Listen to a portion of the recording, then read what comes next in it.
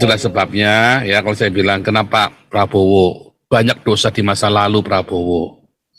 Ya, tetapi ingat Prabowo itu keturunan Tionghoa juga. Prabowo juga keluarganya Kristen semua. Keluarga Prabowo itu Kristen semua. Keluarganya pluralis, Pak. Lingkungan Pak. Ya. Dan adiknya adalah donatur besar untuk gereja-gereja di Indonesia. Ya. Jadi saat tega-teganya Prabowo, dia punya adik ya saudara ya. Adik kandung loh itu saudara. Adik kandung satu bapak satu ibu loh itu. Mukanya aja mirip banget itu kan. Mukanya udah mirip kayak kembarannya aja itu.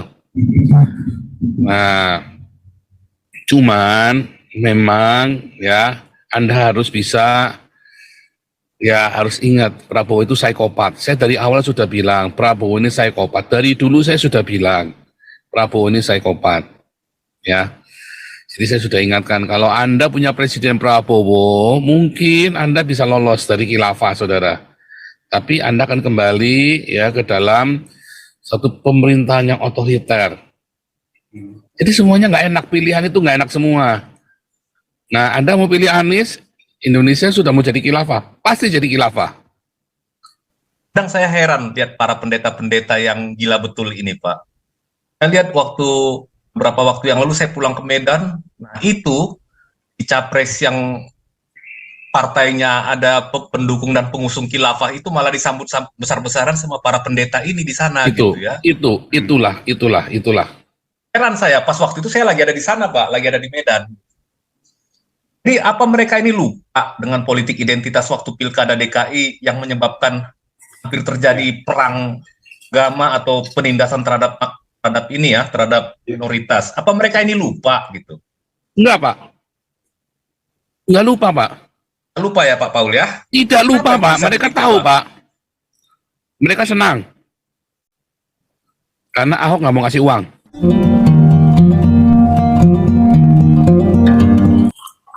Jadi, menjawab tadi ya, apakah saya menggiring Anda ke Prabowo? Tidak, saudara. Saya udah bilang dari awal, kalian tuh dapat 3 presiden, ya, ini pemilu paling sial buat kalian, ya.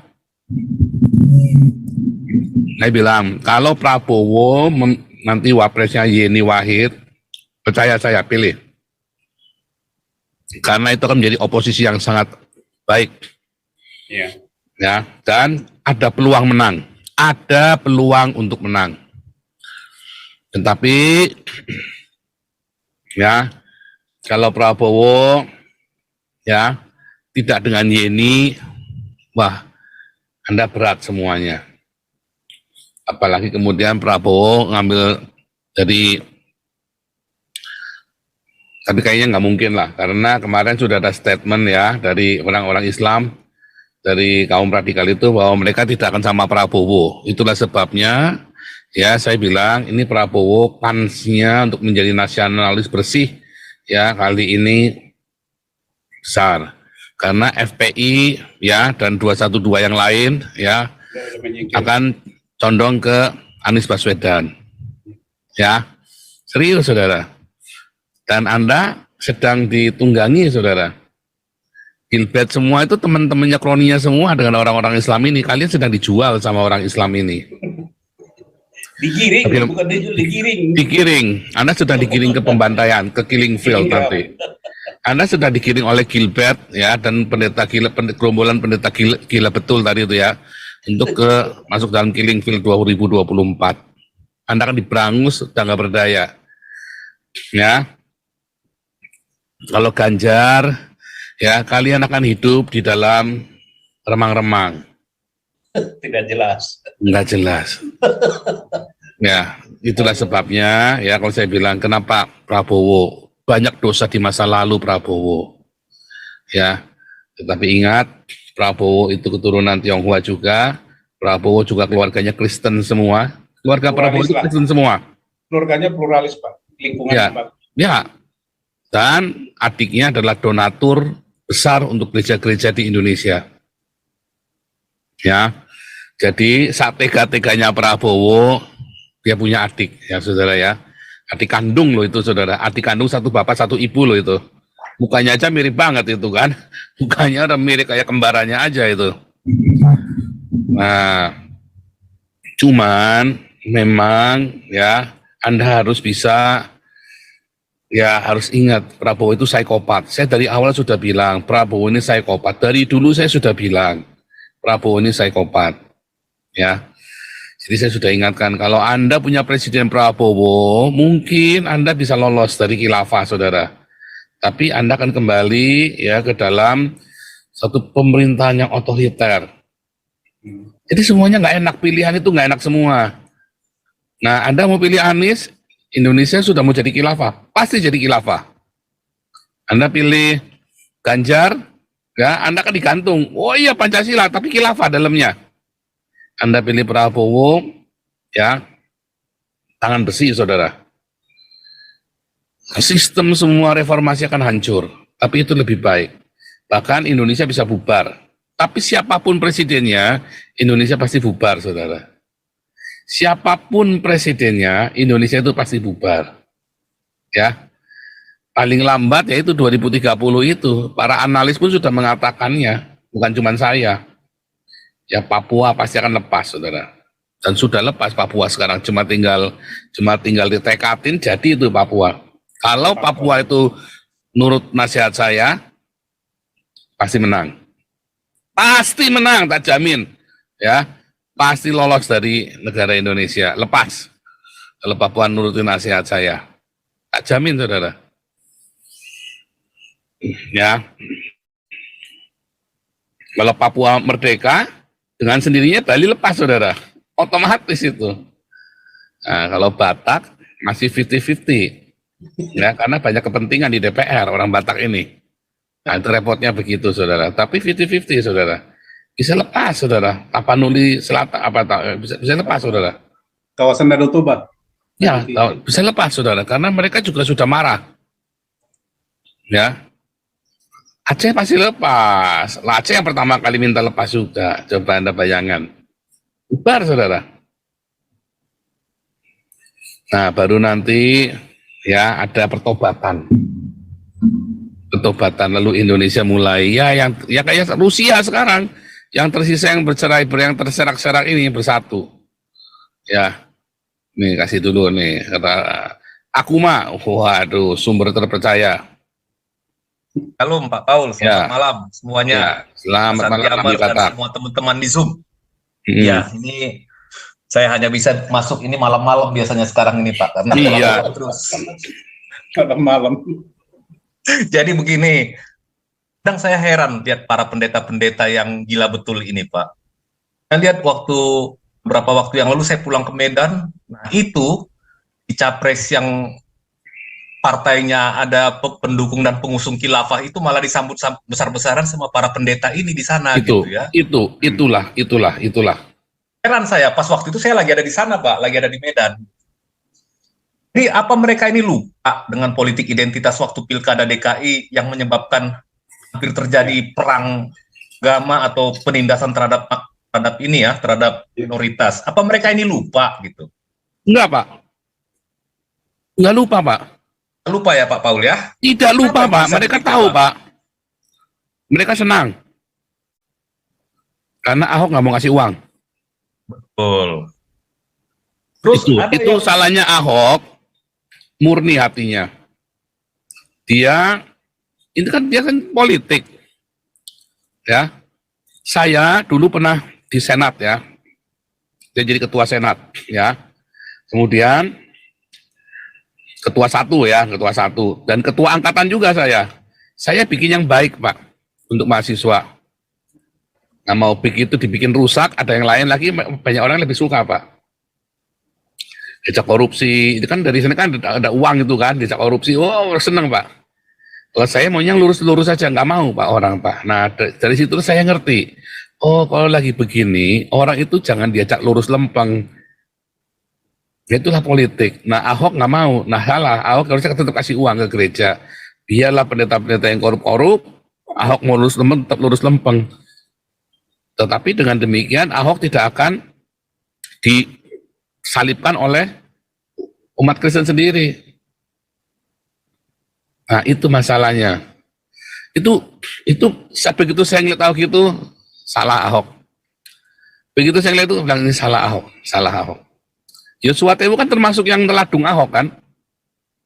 Iya Pak, karena nggak dikasih bikin gereja gitu. Iya. Mungkin dari awal Pak Ahok ini sudah tahu mungkin masalah doktrinnya Suatewu yang bermasalah ini. Enggak, Ahok tidak masalah dengan doktrin, Pak. Ya, itulah jadinya justru inilah yang pendeta yang banyak menyerang Ahok dulu, saya ingat gitu. Nggak tahu kenapa. Ahok itu cuma memasalahkan pendeta-pendeta ini pada bisnis, Pak. Cara berpikir Ahok dengan saya sama, ini pendeta-pendeta bangsat semua nih, dagang semua. Ya Pak Paul. Jadi bukan masalah Trinitas Oneness. Ya. Mengenai bisnis gereja ini, saya melihat ada beberapa teman saya yang tadinya pengusaha, yang tadinya dia mungkin berprofesi sebagai akuntan atau sebagai ahli hukum, tiba-tiba jadi pendeta, Pak. Iya, ya. Nah, tiba-tiba jadi pendeta dan jadi gembala. Dan saya mikir begini ya, bukannya sombongnya Pak Paul ya. Pemahaman saya dengan dia itu soal Alkitab dan soal firman Tuhan maupun teologi, mungkin masih jauh lebih bagus saya gitu. Tiba-tiba jadi pendeta gitu. Kan saya gitu. Kapan dia sekolah pendetanya? Kapan dia mulai belajar memimpin jemaat? Nah, di situ Pak Paul yang aneh ini sebenarnya gitu. Nah, jadi di situ saya sadar apa yang Pak Paul katakan itu tentang bisnis gereja itu, Pak. Oh, jadi ini bisnis. Itu yang terjadi sekarang ini. Bukan kita semakin rohani misalnya ketika semakin banyak pendeta yang baru, terutama yang dari denom yang tadi Pak Paul sebut gitu ya. Selalu kalau pendeta swasta lah ini istilahnya. Dari denom yang sama Pak, biasanya banyakan muncul Pak. Mungkin dari denom yang misalkan reform gitu, jarang itu Pak. Atau misalkan dari, ya katakanlah alirannya yang lain lah, pendeta yang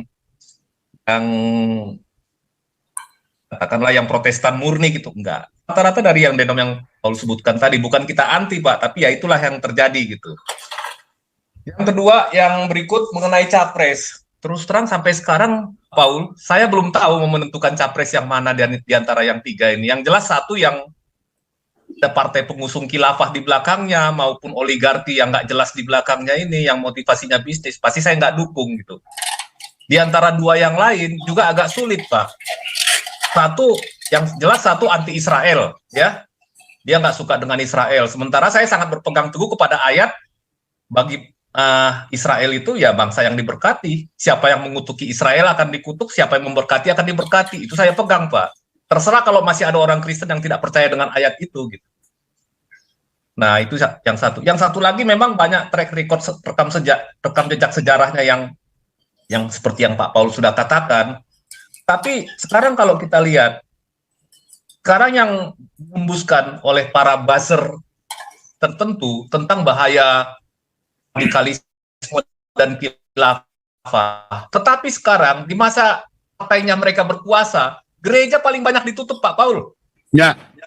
2 kali lipat jumlah gereja ditutup sekarang ini daripada yang dulu-dulu. Apa itu artinya gitu? Makanya zamannya Menteri 5 Agama itu, si Gus Yakut itu justru gereja paling banyak ditutup. Paling banyak ditutup, Pak Paul. Zamannya Gus Yakut. Ya, mau terima mau enggak zamannya Gus Yakut tuh ini loh. Itu Menterinya Gus Yakut. Dan paling anehnya ketika ada gereja ditutup atau dipersekusi disuruh ibadah di Departemen Agama, apakah semua ibu kota, kabupaten sampai ke desa-desa punya Departemen Agama? Nah, ini yang jadi masalah. Kalau lebih dari satu gereja yang dipersekusi, kemana mereka mau pergi, Pak Paul? Sampai sekarang nggak ada solusinya. Solusi gantung semuanya, Pak Paul. Bukan solusi yang pasti gitu. Ya, ya betul. Buat orang-orang minoritas, nggak ada solusi yang pasti. Betul. Semua gantung semua kok. Memang mereka ini jualannya itu memang mau menang pemilu ini dengan menutupin gereja, Pak Paul gitu. Itu jualannya gitu. Sama semuanya, Pak. 3 partai-partai yang ngaku-ngaku nasionalis juga sama, nggak peduli mereka. Bahkan ada satu gereja yang terakhir ini tutup, yang di mana yang di Cinere itu, Pak Paul. Saya lihat itu malah para politisi ini menjadikan itu jadi ajang tampil, Pak. Tampil berkunjung gitu. Dari partai-partai politik yang ada, nggak usah saya sebutkan partainya lah. Jadi tempat mereka itu ajang untuk seolah-olah menunjukkan kepedulian. Tapi mereka juga nggak bisa bikin apa-apa kok, gitu. Nah, ini persoalannya. Jadi ya aneh kalau saya lihat yang sekarang ini ya. Jadi mengenai presiden ini ya terus terang di satu sisi kalau memilih yang orang tertentu kita akan kembali kepada era otoritarianisme. Tapi kalau dia berani tegas terhadap intoleransi dan radikalisme, kalau saya bilang ya nggak apa-apa dicoba aja gitu. Nggak ada masalah, kenapa harus takut? Ya. Itu pendapat saya karena dicoba kok yang yang ngakunya paling nasionalis, paling Pancasilais ini nggak ada jumlah gereja paling banyak ditutup Pak Paul dalam 10 tahun ini. Nah itu dia. Jadi apa artinya? Jadi mereka hanya butuh suara orang minoritas, orang Kristen itu pada saat menjelang pemilu Betul. nakut-nakutin kita ini tentang radikalisme. Betul, dan pura-pura jadi malaikat semua itu bangsat-bangsat itu kan. Ya, pura-pura jadi malaikat, pura-pura mau ngasih hadiah berupa pencabutan SKB 2 menteri, semua datang ke lokasi, pura-pura dengan wajah sedih, tapi nggak berbuat apa-apa pada akhirnya Pak Paul. Pada akhirnya mereka nggak berbuat apa-apa kok. Jadi sekarang ini kasus Cinere yang terakhir juga dimanfaatkan untuk pencitraan oleh para politisi yang mau maju jadi anggota legislatif yang akan datang gitu Pak Paul. Pada tampil semua di situ, tampil muka semua untuk ini menunjukkan citra dirinya. Tapi dia juga nggak akan bisa berbuat apa-apa. Jadi nggak kebayang Pak Paul nantinya akan seperti apa nanti sesudah 2024 nanti negeri ini. Ya seperti yang Pak Paul bilang, ya ada macam-macam kemungkinan seperti tadi itu, kemungkinan ya disintegrasi juga ada. Karena ya terus terang kalau mau lihat sejarah kita nggak bisa pungkiri bahwa yang menyatukan Indonesia sekarang ini bukan siapa-siapa Pak Paul, Belanda yang menyatukannya. Sesudah Belanda keluar ya bentuk negara RI, jadi nggak betul kita dijajah 3,5 abad itu, tidak. Kita dari mulai berdiri tahun 1945 paling kita dijajah cuma 4 tahun atau 5 tahun. Nah, jadi banyak paradigma yang sebenarnya yang harus diluruskan juga. Nah, untuk daerah Batak ya memang ada beberapa permasalahan ya seputaran Danau Toba. Kita harus lihat juga Pak Santiamer, masih ingat nggak sejarah tahun 1946, sejarah kelam dalam bangsa Batak terutama Simalungun. Revolusi sosial Pak Paul. Di dalam sejarah Batak itu ada 2 titik yang betul-betul kelam. Pertama itu Perang Padri. Yang kedua revolusi sosial di Simalungun. Siapa itu pelakunya itu revolusi sosial itu sampai sekarang? Coba cari tahu jawabannya. Siapa pelakunya?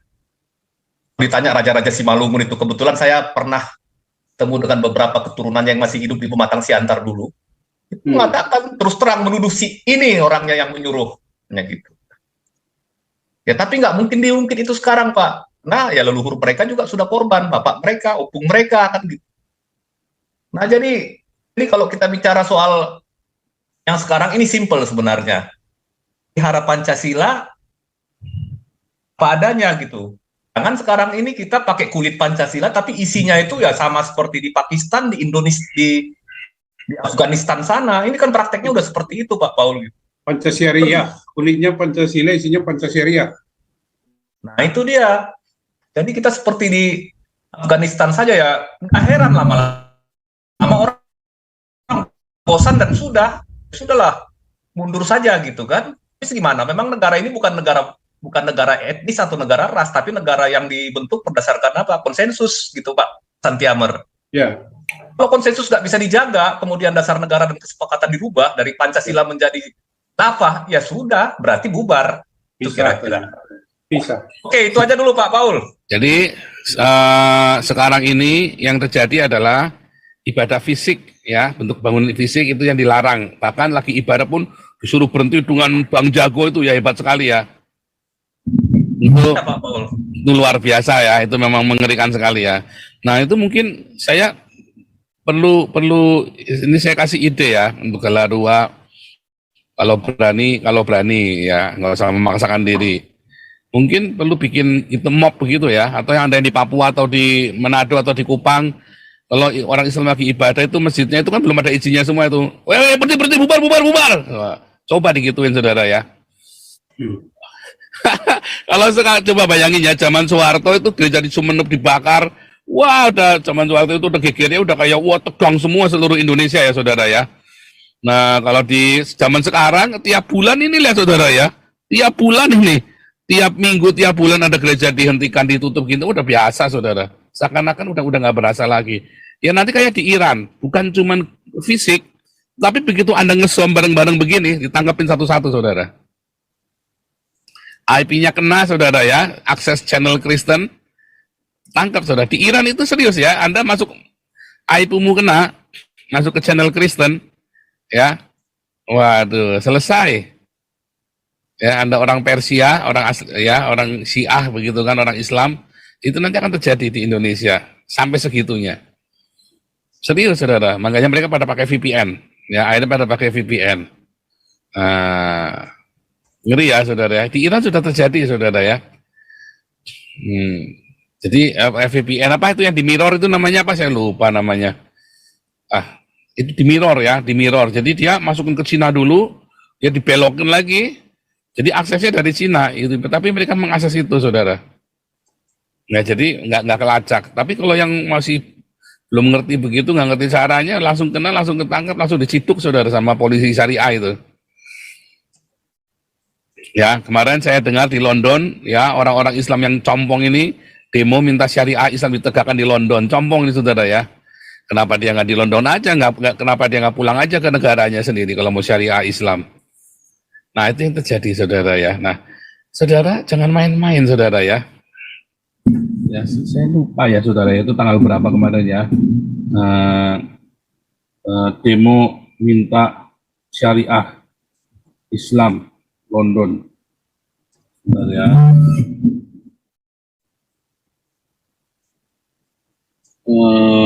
Saya lupa ya. Sepertinya di London ya. Minta syariah Islam in London. Demonstration.